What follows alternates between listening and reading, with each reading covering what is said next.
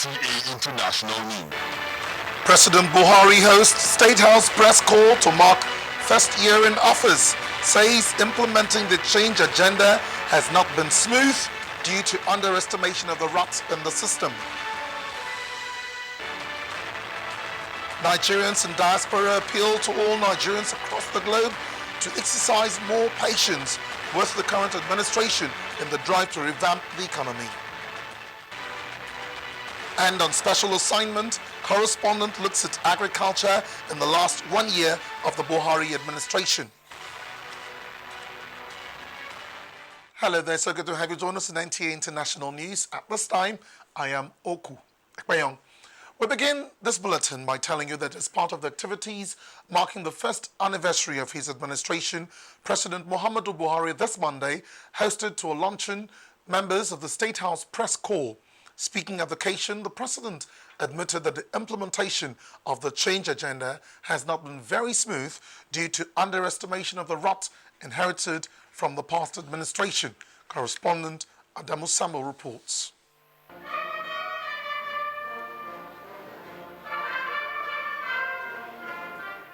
This is the second time President Muhammadu Buhari is formally interacting with the State House press corps in the last 1 year.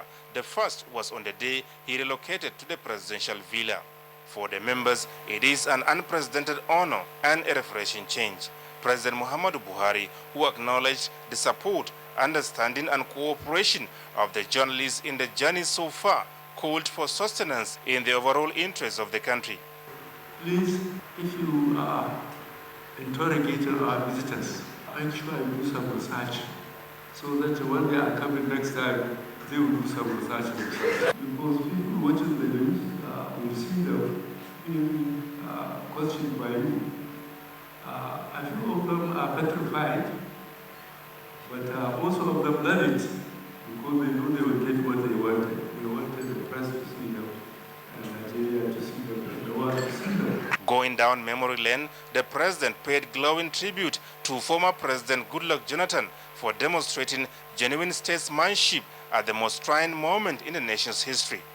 To concede defeat before the figures were collected, and announced formally by item, I think is a great generosity and great patriotism. I thank him for that and for stabilizing the system. President Buhari, however, lamented that the uncooperative attitude of some of the PDP government officials prior to the handover of power, the magnitude of the problems left behind, and the failure of the bureaucracy to immediately imbibe the spirit of change were some of the challenges encountered by his administration. The only thing they know was how it used to be done the previous years. Whatever we said in the campaign is part of the campaign rubbish. So it's very, very difficult for us. And things were even more difficult during the budget, which you all know about. So really, it's a nasty experience for me. It's a nasty experience for some of the ministers that were never in government. He used the forum to reassure Nigerians that the governing APC means well for the country and the change promised will be delivered for the good of all. Chairman of the State House Press Corps, Kende Amadu, commended the president for regarding the journalists as critical partners in the Change Nigeria project. We are proud to say change is good, and we are proud to be involved in this change. Information and Culture Minister Lai Mohammed and other top government officials attended the luncheon. From the State House, Adamu Sambu, NTA News. Meanwhile, Nigerians in the diaspora are appealing to all Nigerians across the globe to exercise more patience with the current administration in the drive to revamp the economy. Joy Osiagu spoke to a cross-section of Nigerian professionals in Canada as they deliberate on how to support the government. I think the last year has been spent mainly by this administration on, house cleaning. We have to commend all Nigerians, for being tolerant, for being patient, and giving the administration enough time to organize themselves well. We have to give them enough time to be able to bring out what the people are yearning for. We want the state government to start looking at alternative form of revenue generation. People should now start looking into agriculture, to start looking into new ways, information technology. When the present administration came, the army was not ready to go and fight Boko Haram, but they have to be rekitted, retooled, retrained, and then they did the job, or they are doing the job. Right now, there seems to be a headway, meaningful inroad into solving the Boko Haram problems. We do hope that we see a continuation in that direction. I liked what my president said the last time.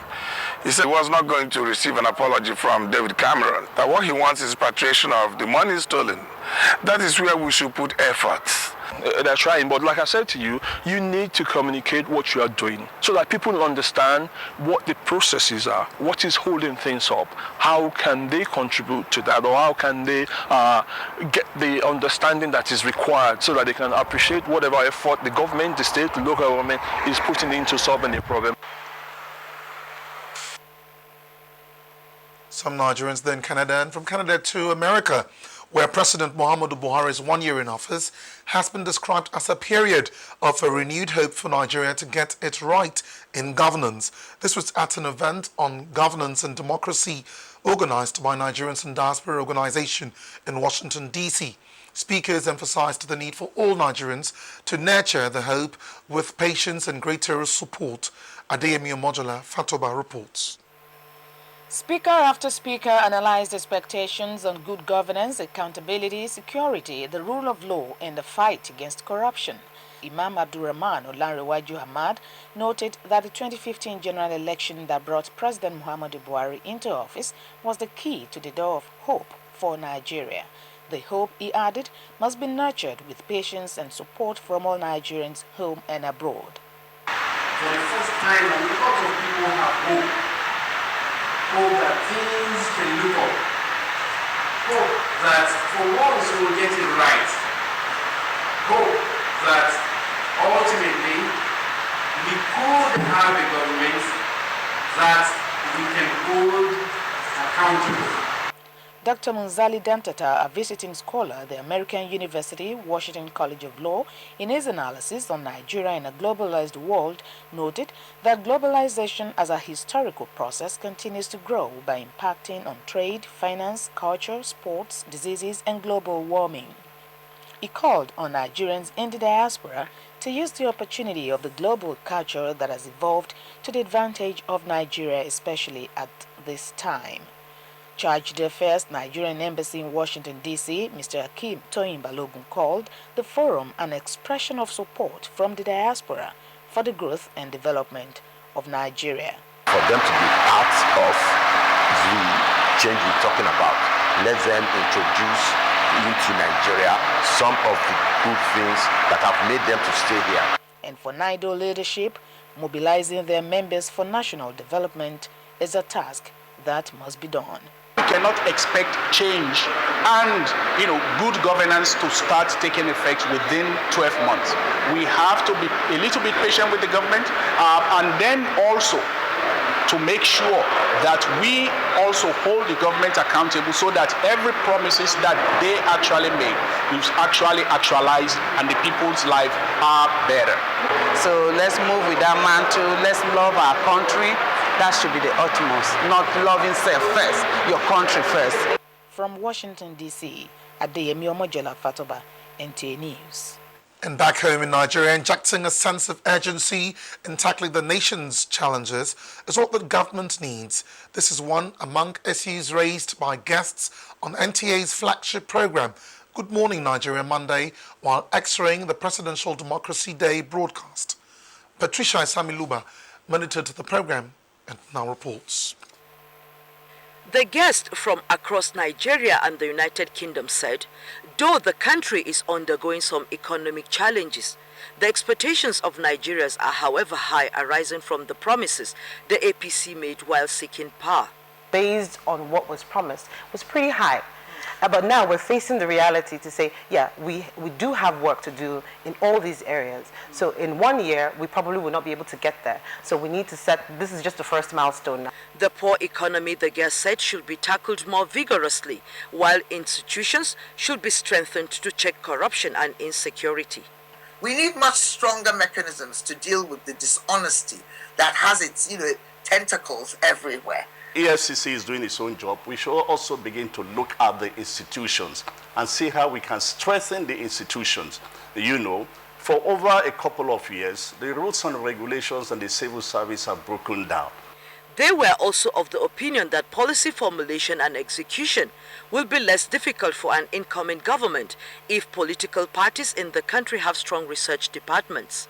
Later, for example, the judiciary, the states, the local governments, they must all work in tandem with what they call the change mantra. Nigerians are desperate. Nigerians need change urgently, and Nigerians need something on their table. The economy must be addressed squarely, and this is where President's credibility will be further tested. You need a stick and a carrot approach. On the one hand, you need to show people that the state is a leviathan that cannot be challenged and crushed. In further discussions on the program, Good Morning Nigeria, the guest said urgent steps should be taken to equip persons displaced by the insurgency who are returning to their homes now that the farming season is setting in. In Abuja, Patricia A. Semiluba, NTA News. The present administration, under the leadership of President Muhammadu Buhari, plans to change the face of agriculture for more effective and efficient food security for local demand and export. This is to revitalize Nigeria's economy through mining and agriculture, considering the adverse effect of dwindling revenue from oil. Agriculture correspondent Musa Babaliuru takes a look at the change agenda in agriculture 1 year after. President Muhammadu Buhari's administration came on board at a time when revenues from oil and gas dropped to less than $30 a barrel, thereby affecting the socioeconomic growth and well-being of the country. To look for other sources of income therefore became imperative, and the government turned attention to agriculture. We cannot be held up by the way things are, vulnerable to crude oil prices. We have to intensify research, marketing, home and abroad. We have to deal with reducing the import burden of food, which is almost $22 billion a year. To lay a sound foundation of the sector, the government drafted a national policy and roadmap to address all challenges associated with crop production, processing, storage, and marketing of farm produce. For Nigeria to be self-sufficient in rice and wheat production, the government, through the Central Bank of Nigeria, launched what it termed Anchor Brewers Rice and Wheat Production Program in Kebbi State, which has so far created about 500,000 jobs for farmers across the country. This is why from November 2015, the Central Bank of Nigeria set aside 40 billion naira for rice and wheat farming in an Anchor Borrowers Program. We're encouraged in this effort by our knowledge of the commitment, the passion which President Muhammadu Buhari is shown. A farmer will be given all the necessary input required to grow wheat. So I think women are being considered in this budget, and I think he has done a good job in terms of empowering the women in regards to agriculture. Apart from insurgency that affected food production in the northern part of the country, the year under review also witnessed farmers-herdsmen clashes. In Abuja, Musa Baba Aliyu, NTA News. Time now for a break on NTA International News. We've got more news for you. Stay with us.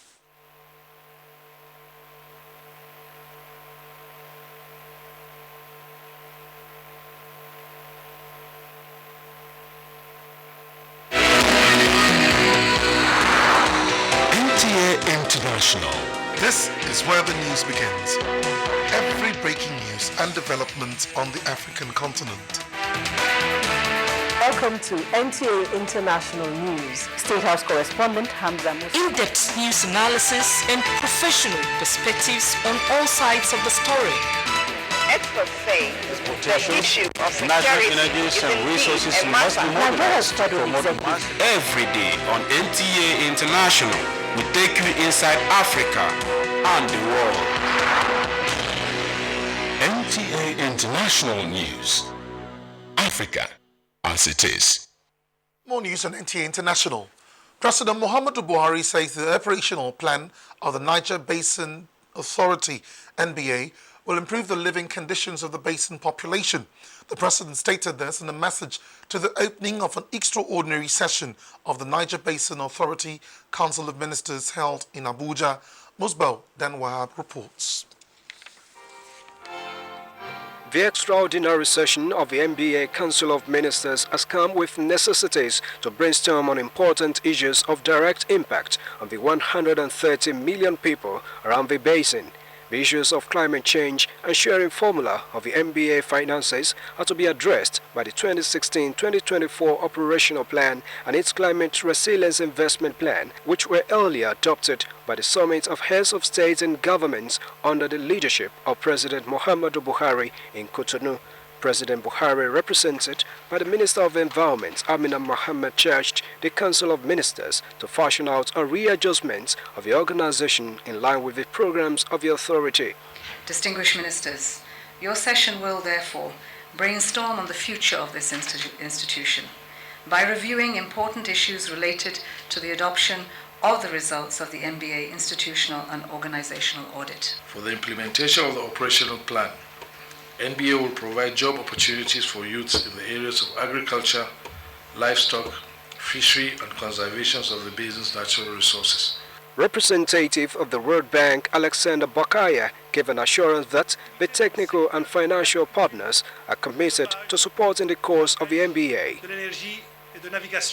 The Technical Committee of Experts of the NBA had its meeting last week, and its report will be presented here for the Council of Ministers to review and adopt.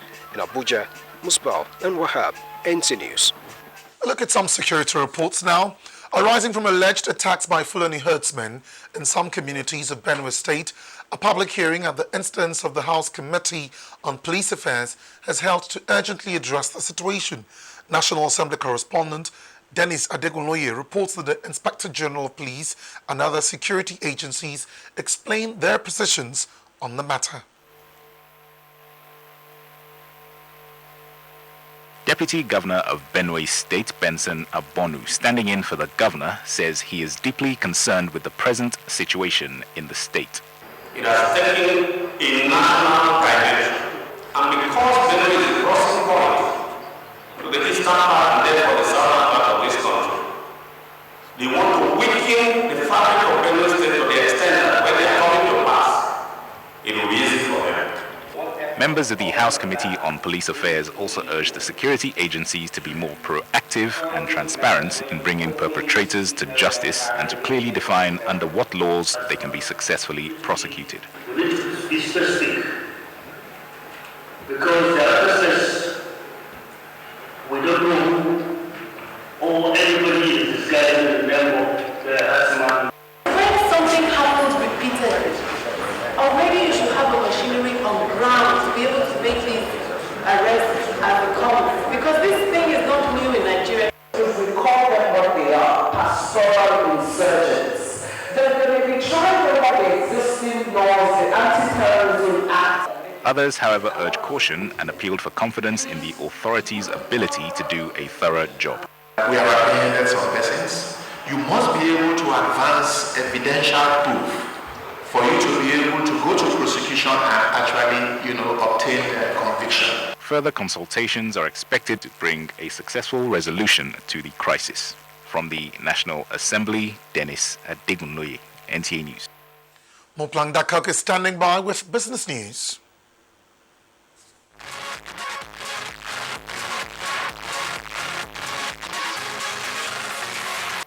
Thanks for joining us on this segment. The National Bureau of Statistics has published the internally generated revenue for states in Nigeria for 2015. The total revenue generated for the 36 states dropped from 707.85 billion naira in 2014 to 682.67 billion naira at the end of 2015. Lagos State generated the highest revenue, followed by Rivers, Delta, and Ogun states. The least revenue came from Zamfara, Yobe, and Ebonyi states.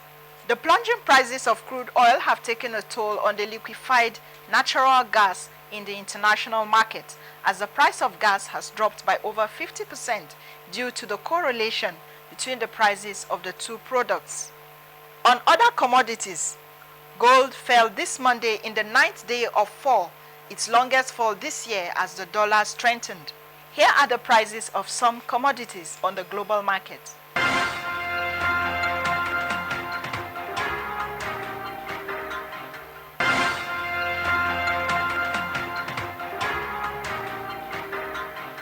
That does it on this segment. The news continues. Many thanks, Muplang. And for stories trending around the globe, here is Uche Mwizu with the details.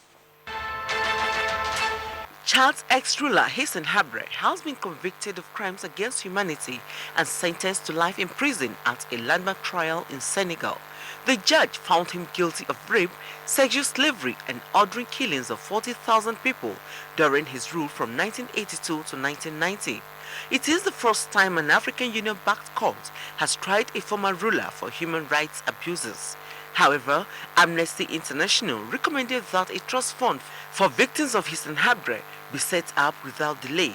Similarly, a military court in Somalia has sentenced 2 men to life in prison for masterminding a bomb attack on a Dallo Airlines passenger plane in February. 8 other people, including a woman, were sentenced to between 6 months and 4 years in prison. Elsewhere, the Iraqi army stormed to the southern edge of Fallujah under U.S. air support and launched a direct assault to retake one of the main strongholds of Islamic State militants since 2014. An estimated 50,000 civilians are trapped inside, with only a few hundred families escaping so far.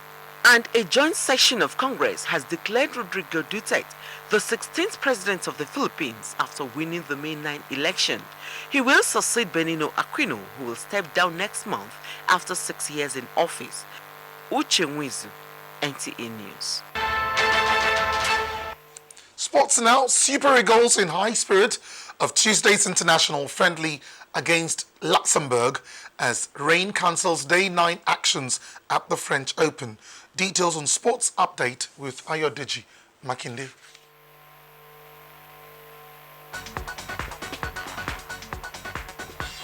Nigeria's Super Eagles are in Luxembourg City ahead of Tuesday's international friendly against the country's senior national team known as the Red Lions. Tuesday's game will be decided at the Stade Josy Bartels as the Eagles and their officials look forward to a win against Luxembourg on the back of a 1-0 defeat of Mali in France on Friday. Over 200 young footballers across Nigeria converged on Abuja for the open screening exercise of the Golden Eaglets Monday as part of initial preparations for the 2017 CAF Under-17 Championship in Madagascar. Golden Eaglets coach Garba Manu is in charge of the screening exercise at the Gold Project of the Abuja National Stadium. Knowing Manu Garba too is an experienced coach, he's been in the saddle. He won the Under-17 Nations Cup, World Cup in UAE. So right now coming on board again, he is used to the terrain. Real Madrid have continued to relish their record 11th UEFA Champions League title as thousands of fans converged on the Cibeles Fountain in the capital city to give the team a hero's welcome Sunday after the 5-3 penalty victory over city rivals Atletico in the final Saturday in Milan. Heavy rain has forced day 9 of the French Open to be cancelled, meaning top seeds Novak Djokovic and Serena Williams must wait to play their 4th round matches in Paris Tuesday. Monday's play was due to start in the morning, but the action was delayed before being called off completely in the afternoon, a repeat of May 2000 when an entire day was lost at Roland Garros due to weather conditions. Djokovic was due to face Spanish 14th seed Roberto Bautista Agut, while Williams was set to take on Ukraine's 18th seed Elena Svitolina. With Sports Update, Ayodeji Makinde, NTA News. Now a quick check on Tuesday's weather prospect in Nigeria and some world cities.